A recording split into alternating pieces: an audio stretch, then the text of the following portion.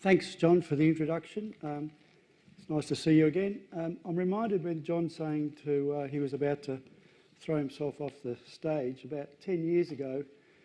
I saw a video, and it's a little bit about what I'm going to talk about, which is balancing safety with the right of people to make choices in their own lives. And it was a video of a man in a wheelchair who had decided he wanted to do bungee jumping.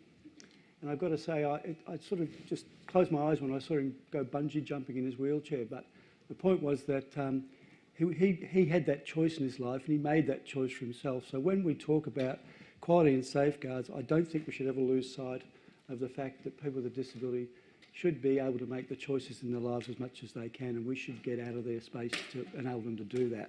Having said that, I do want to run through quality and safeguards where we're at. But firstly, I just want to acknowledge the First Peoples of this land, the traditional owners, the Wurundjeri people and their close neighbours, the Bunurong peoples, and pay my respects to elders past and present and any elders that are here today, and acknowledge them as the representatives of the world's longest continuing culture.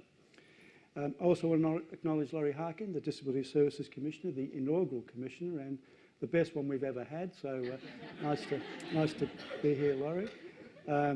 And I want to congratulate the Commissioner and his team for developing and providing this really useful, important forum that you've been part of today, and I've heard some really great reports about it. And acknowledge the distinguished guests in the room as well as all of you. John mentioned the Minister can't be here. He's actually unwell. He's not at work and hasn't been for a couple of days, and he's asked me to pass on his sincere apologies that he can't be here. He would have really liked to be here, but he's just at home unwell, and so he couldn't be here today. So the bad news is that I can't really pretend that I'm going to be an adequate replacement for what the Minister was going to say, but I'll try and represent a few of those views. The good news is I'm going to combine the presentations and I'll be a bit shorter, so you might get some time at the end of the day if Laurie doesn't take it up with his closing remarks.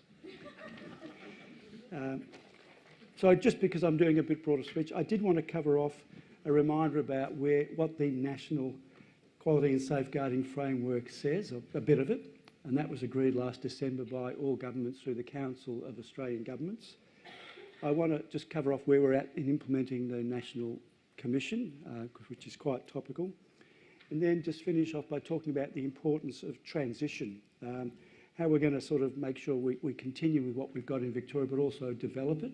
It's not about standing still through transition with Victoria. It's actually about making sure we've got the right safeguards in place, the right quality settings to see us through to full scheme. And I'll include in that just a few initiatives of the Victorian Government.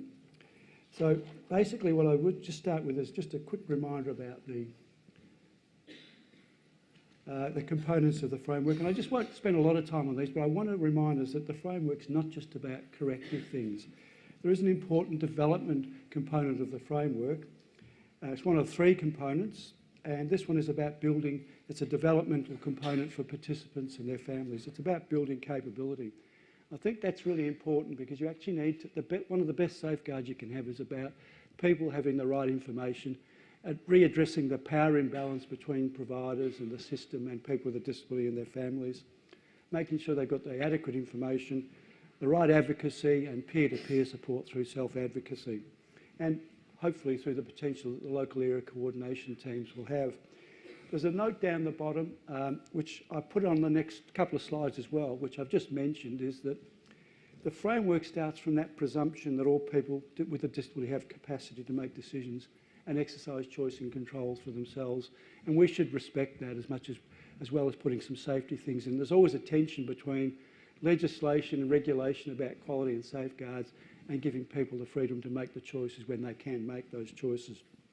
So I think the developmental is an important part of the framework, and that was agreed by governments. The next part of the framework is preventative, which is basically trying to make sure that where we can, we put in processes to prevent abuse and neglect happening. The first one of those is through the planning process, and you know, it doesn't need me to sit here in front of you and tell you that the planning process needs a wee bit of improvement, and we're hoping that the pathway review that the NDIS has undertaken will actually make some changes to that, because it's actually not delivering the right outcomes, and I don't think it's being as respectful as it should be about families and participants in their journey through the planning process. But again, talking about advocacy being important, the importance of empowering people to self-manage where they can, and a couple of the bottom points there about screening workers and reducing restrictive practices. And I'll talk a little bit about more later because that's one of the joint things we're doing with the Commonwealth. So I think it's important just to recognise those components of the framework that were agreed to by all Australian governments. And the last one is the corrective framework, which is really the National Complaints Commission and associated regulations and rules. And the sort of things that go into that are those things there. And you might notice there's a typo on the last dot point. I'd like to say it was intention to say there's nothing fishy about the Code of Conduct. Sorry about the joke. But actually it's just my really inattentive proofreading. So it's about the Code of Conduct there. So basically some of those things are some of the elements of the national framework and the National Complaints Commission that was announced. And I'll just talk a little bit about where we're at now with the highlights around the Commission. So firstly, just to recap that the Commonwealth funded the creation of a National Commission in its budget this year. It was $209 million over 4 years to establish and operate a National Quality and Safeguarding Commission. And it's now before the Senate Community Affairs Legislation Committee, so it's passing its way through Parliament. Victoria has some concerns about that legislation, and I won't go into them in detail, but I do want to summarise them because whilst we think the legislation is really a good sort of level of regulation, there are a couple of departures from where we thought it would be according to the framework. So the first one is that there's a national commissioner that has powers, statutory powers to do complaints, registration and the sort of practitioner roles or positive behaviour support. We would have preferred to see a separate independent complaints commissioner, and we've made that point a number of times, and that's what was in the framework. We wanted to see that because we think there's some reality and perception that there could be a conflict between commissioner roles and registration roles. We also thought that our version of what's independent is different to the Commonwealth. So in the Commonwealth land, the Minister will appoint the Commissioner and can give written direction to the Commissioner. That's not how the system works in Victoria. Not to say that Victoria is the best system and the only system, but we think that's a more independent approach. And the last one is that we thought the rules, and many of the ways that the Commissioner are governed is by rules, should be by agreement with the states and territories, and at the moment it's a Commonwealth decision based on consultation with us. And just to note, because it's funded by the Commonwealth Government, so the National Commission is totally funded through Commonwealth Government funds. It's not a joint funding thing like the NDIS, so the same sort of cooperative arrangements through the Heads of Agreement don't apply. There's been many submissions to that Senate Legislative Committee, and Minister Foley, who I won't attempt to sort of paraphrase, appeared before that committee on the 4th of September. And some homework for you. You can go to the website of that committee and have a look at his the transcript of what he said, because I think that really best represents Victoria's view and his view around where we're at with national safeguards. So just in terms of where we're at, and just a very quick overview of this, so some of the highlights. So we've done a lot of work with the Commonwealth on rules, and I'll talk a bit about more rules later on, because as you know, the legislation's been described as coat hanger, which means a lot of the detail is in the rules. I won't go through all those, but there's a few things there that we've been working on. I did want to focus on a couple of the joint things. So as you'd be aware, there's some things that are not just national. So Victoria will be providing a role in restrictive practices. So there will still be a process in Victoria to authorise and monitor the use of restrictive practices through a senior practitioner. And that office will work closely with the national practitioner around how they'll promote positive behaviour support, and between them reduce the use of restrictive interventions. So we've been doing a lot of work around how those two things might develop in the relative roles. The other one is around worker screening. So the national framework basically says that Victoria or the states and territories will do the screening of workers, which we reluctantly agreed to because we thought it should be a national process, but that's where it is. So we're working on developing the Victorian approach to screening, which has to be nationally consistent. There's no way this is going to work unless it's a nationally consistent approach to who gets screened out, and there's a national database so people don't jurisdiction hop and get jobs in one jurisdiction and can't get jobs in another. So we're working really closely with the Commonwealth around that. And the last thing, which is not on there, that we're working on is basically not really working. We're going to continue with the community visitors scheme in Victoria, as are other jurisdictions. But there is an agreement that we'll do some review of that the community visitors process, not to sort of not see it there, because we think it's a valuable part of the processes, but basically see how it might adapt into the National Disability Insurance Scheme environment. So I've done a bit of complaining about the national legislation on behalf of Victoria. I don't want to finish this but without sort of saying that we're working really hard with the Commonwealth officials to get the reality of this commission up and going, whatever it looks like. Whatever the national legislation is, it will get through Parliament, hopefully, and there will be a national commission. So we're working really hard with our colleagues. And I don't know if there's any Commonwealth officials here, but I just want to publicly acknowledge the power of work that they're doing to make sure this happens. The work that they're doing, both the quality and the quantity, is exceptional. So I just want to acknowledge that, and we're working with them, but we would prefer the legislation to say some other things. The last thing, just before moving on, is, as you're probably aware, New South Wales, South Australia are at full scheme by July next year, in 10 months' time. There has to be, well, it doesn't have to be. Hopefully there will be a national commission and a national process in place, because particularly New South Wales will vacate that space. They've made it very clear that they're not continuing with their systems beyond into full scheme. So we're working really to try and make sure that there's something in place by the middle of next year. Our system will probably migrate, and I'll talk a bit about that more at the end, by the middle of 19. So we've got a bit of time to sort of see how it might be fine-tuned and worked out, but we're also vitally interested to make sure the system doesn't develop in a way and get the foundations of something that we don't think is going to be appropriate for Victoria. So there's a lot of work to do, and we're working closely with them on that. The next thing I might just go through is, I mentioned the rules, and I think I've just pressed the wrong button. Someone's going to help me with this. The guy said to the guy, I'll press the wrong button, can you fix it down the end? And he said he was leaving. So anyway, so the rules, there's a body of rules that we're working on, and basically they will be the rules that will guide the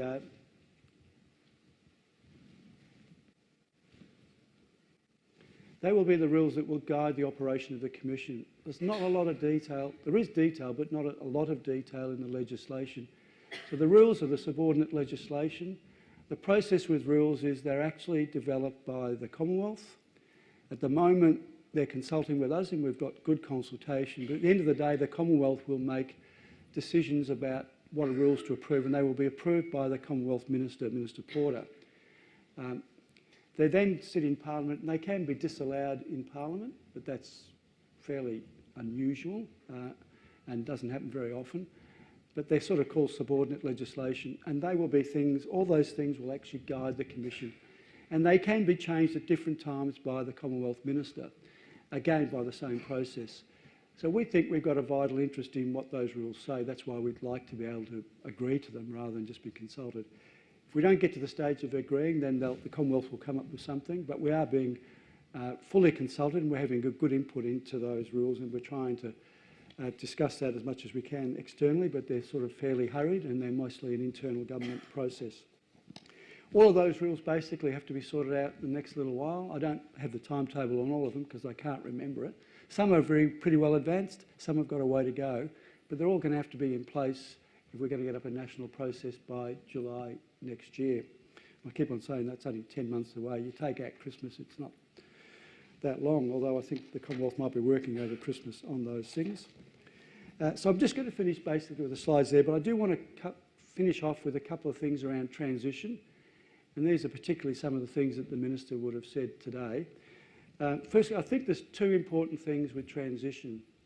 The first is that we've got till July 19 at least, and I say at least because that's when we're scheduled to be in full scheme. We're not on track yet, but we're hoping to be there by then. But we actually have to maintain and develop the Victorian safeguards until then. And the Victorian safeguards, as you know, applies until the national process takes over, and then we have to basically wind down and finish some of the Victorian safeguards that we've in place and hand them over to the Commonwealth. which won't be on one day. There'll be some transition because clearly there are some things that won't just finish on the 30th of June. So we've got to make sure that we've got the right safeguards in place here in Victoria, and we can't stand still with those safeguards because we continually learn about what might be needed, and I'll go through a few things that have just happened. The second thing is to agree with the Commonwealth and work with them closely about how our system transitions smoothly into their system. And mainly because that means that people, A, don't get missed. So someone who's got something going, a complaint, or there's an incident that's happened that needs to be followed up, it doesn't get lost. And we're confident that that won't happen with the Commission here in Victoria, but we need to make sure those agreements are held nationally. And also that basically the people out there who want to make a complaint, their families, the providers actually understand the system of transition and know where to go when, and we're not confusing people. So we need to work on both of those.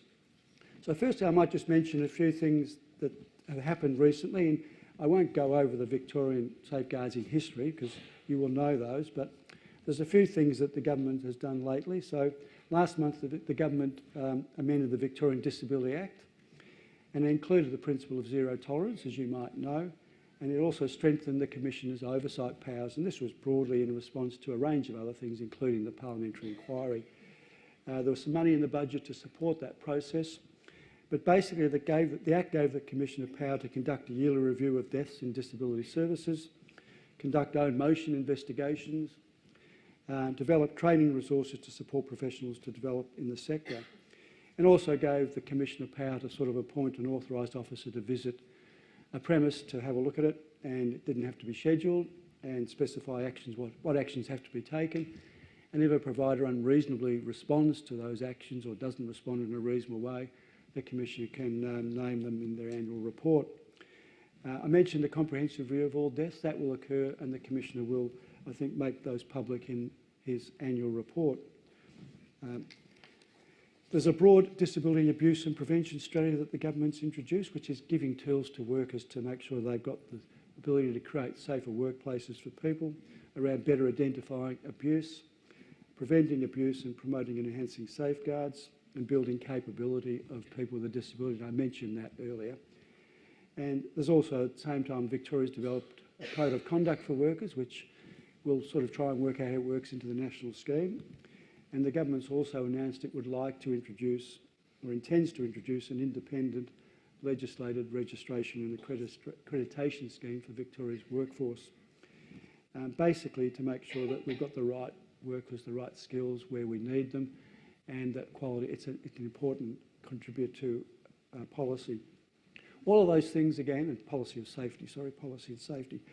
All of those things again, I just want to mention again that when you think about things like registration, accreditation, and all the other things, I just want to really stress about sometimes the balance, and sometimes a tension between safety and legislation and safety and regulations, and understanding the importance of people's right to make choices for themselves around their own lives. And in Victoria, for instance, people who've self-managed have had different choices, and they've been able to choose different workers, which has not been the same sort of controls as people who have been part of registered providers. So we need to think about those tensions and make sure we don't lose the capacity to make decisions for themselves in Victoria. The last thing I might just mention in conclusion, I'll finish up now, is a couple of things. So first is, Minister Woodsaver, who's here, that Victoria is committed, and he's personally committed, and you will all see that from his speeches and his presentations, committed to maintaining a strong and effective quality improvement safeguard mechanism, both in transition, but also to working with the Commonwealth and the other jurisdictions to make sure that we've got the best, the most rigorous and appropriate national safeguards and quality provisions in place through legislation and other means. And we're working very closely with other colleagues in other states and with the Commonwealth to do that. The last thing I'll just recap is we really do want to work with the Commonwealth to transition what we've got in Victoria to something nationally. We don't want to lose what we've got in Victoria in terms of the gains. We're very happy to see improvements to the framework, but we don't want to see losses to the gains that we've seen in Victoria, which we think not perfect, can be improved, but they've served us well over the last little while. And lastly, the Minister asked me to basically say about the commitment that he's got and the government's got to working cooperatively with all of you, with people with a disability and their families and all the stakeholders, because that's when you get it right. You can't overestimate the advantage of actually listening to people with a disability and taking notice of what they say and what they want, and also about stakeholders, providers and others who actually live this thing on every day. So we would be, and the government's committed to working with everybody to actually try and get this right. We want to basically see that the regulations and the national framework provide the best response to promoting quality and preventing abuse and neglect. I don't think any system can ever prevent that from happening, but we can make sure we've got the right system to do, prevent it as much as we can, build people's capability and take the right, strong, decisive action when things go wrong. So that's where I want to finish. I just want to thank you again for your time this afternoon, and I'm happy to take some questions. Thank you.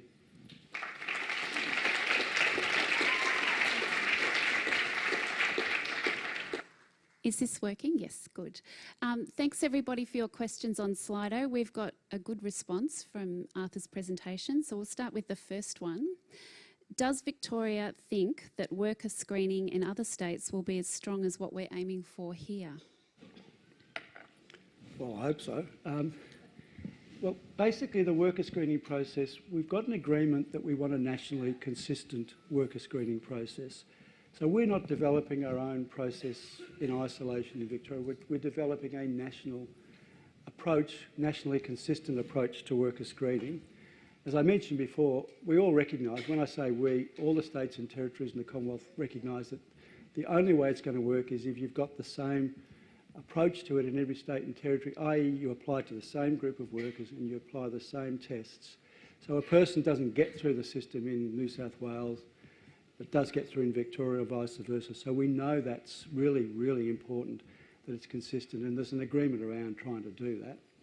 And I mentioned before, there's also a view from all of us that we need a database that we can all see, and if someone gets struck off in New South Wales, I'll just use them because they're next door, that we know that and they don't come and work in Victoria, and same as anywhere else.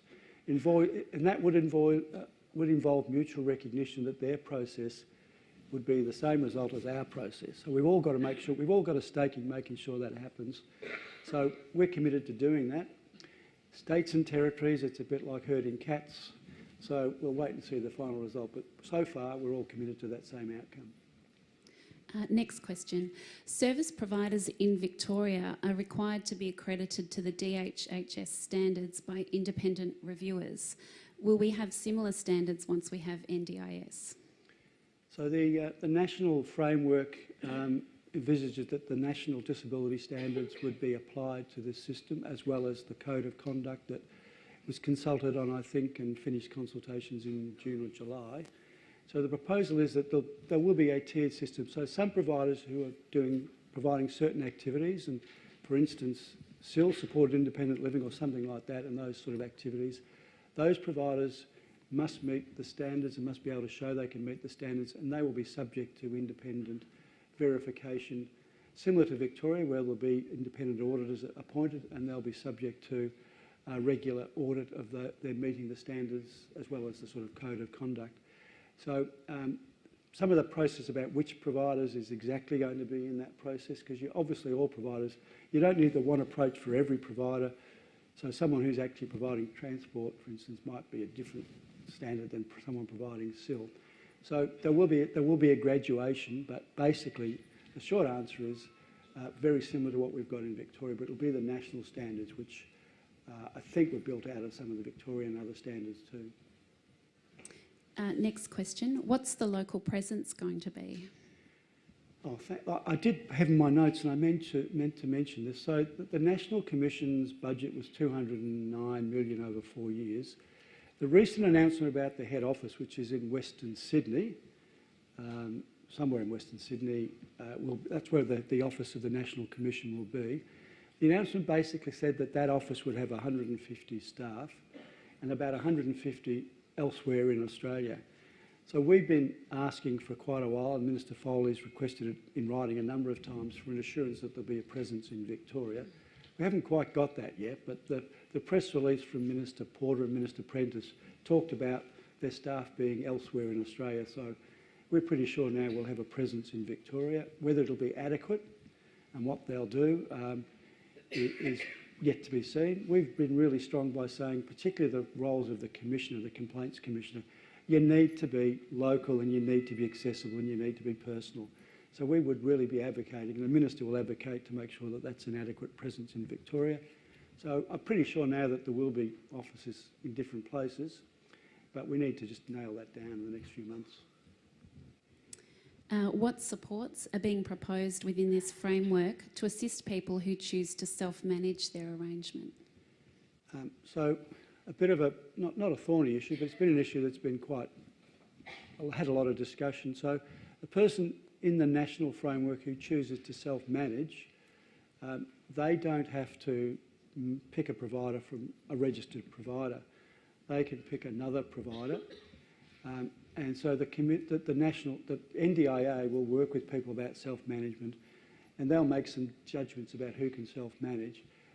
I think it's important that within the framework that those people who do choose to self-manage, or who may be able to, are given the supports to do it effectively and the mechanisms to do that. It's not clear yet what that will be, but it's really important that they do that. In Victoria at the moment, if you self-manage, you can do that, and so we think that was appropriate. There's some debate around, for instance, should a self-manager be encouraged or required to go to the worker exclusion scheme and make sure someone's not on the scheme. Also, anyone who working in this space will be subject to the code of conduct, so they'll need some assistance to understand what that is and what they do when someone breaches that code of conduct. So I think the intention is yes, but I haven't seen the detail yet about how it will actually work. Next question. What good is a code of conduct if it's not enforced consistently across organisations and states? Not much, I guess, is the answer. But it is a national code of conduct, and it will be monitored, or will be regulated and monitored by one body, the National Commission. So, and they will have an investigation and a monitoring and a function. So I'm assuming that at least with the National Commission you'll get consistency, because it'll be the same body doing that. But it's going to be important, I think, to empower people to actually say, this is not good enough, you're actually not meeting this code of conduct. You can't do that if someone doesn't know it, doesn't feel empowered to speak up. So I think one of the great things, a number of great things the local commission, the Victorian Commission has done, is about empowering people to speak up. And we've got to make sure that people are empowered and have the means to speak up if they see something that's not right. And I think one of the things we'd like to see is something continue around that really positive role about it's okay to complain that's happened in Victoria. And I think that's changed the culture of services here in this state. Perhaps last question. We can keep going. Okay, great. Will we have to re-register? If so, what's the process? So at the moment, you've got to be registered in Victoria, and if you're registered in Victoria, the agency will deem you to be, I think, registered for the scheme. We're working so the basis that the National Commission, when it's established, will take over the registration function. So those functions that the agency does now will go to the National Commission. We're working on the basis that if someone's registered in Victoria, they'll be able to migrate to registration in the scheme. Because we're not quite far along enough in terms of establishing a commission, that's not yet determined, but that it's broadly agreed that there should be an easy migration from registration here. The re-registration and accreditation will be subject to the national process, but we're aiming to sort of make that migration as simple as we can for providers, because you've gone through one set of hoops here, so not to do it again. How important is independence for the future Commissioner? What does independence mean? Good question. Thank you for asking that one. That must be the Dorothy Dixer I put out before. In Victoria, we've got an independent commissioner, which means that the commissioner is appointed by Parliament and is not subject to written direction of a minister. And that's a pretty standard sort of model that I think applies to other statutory roles in Victoria. The prevailing model in the Commonwealth is not that. So the prevailing model, apart from about 2 or 3 different statutory bodies, is that the minister will appoint the commissioner and will be able to give written direction, not about individual cases, but written direction. That's not the model that we think is independent. to be fair about this, the Commonwealth argue that Victorian needs that because the Victorian government is both a provider and a regulator and a funder, and the Commonwealth is not all of those things. Our view is that there are still some conflicts between a minister's role, and this is not about a particular minister. This is nothing about the current incumbents at all. It's about the structure, about what's independent. So, we've got a difference of view on that, and the National Parliament will sort that out. But we think it's important that it's seen to be independent, it can act independently, and can act to fulfil its charter. So more day-to-day independence would be preferable from our point of view, recognising, to be fair, that the Commonwealth system is different, and so the Aged Care Commissioner, for instance, is appointed the same way as this one is intended to be. Trying to be balanced, but we have a different view. At the end of the day, the National Parliament will decide what's going to happen, and we will then implement it. If there's going to be independent quality audits, what will they be like? I think, is there a rule there around those? No, there will be. So basically, there'll be a requirement that for certain things, to get registration, you'll have to be independently verified that you meet the standards. The Commission will appoint independent auditors, much like we do now, and I can't imagine they'll be totally different than what Victoria's appointed, and they will be required to do the audit based on the compliance with the national standards and the code of conduct. So, and probably other things too. So basically, I don't think it's going to be a lot different in the broad than what the Victorian system is, but the detail again is not worked out. There's a lot of detail not worked out with the national processes. And last question, will there be a nationally recognised scheme like DWES?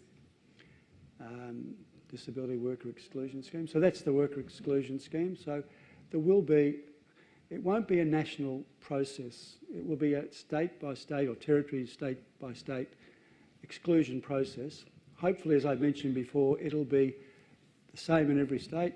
The same people can be screened for the same activities against the same criteria. And there'll be a list which will be nationally available. So I'm hoping it'll be nationally consistent, based on a nationally visible database, but it won't be a national DWES type system. But it will cover all people who've got to work, who want to work in registered agencies to the NDIS.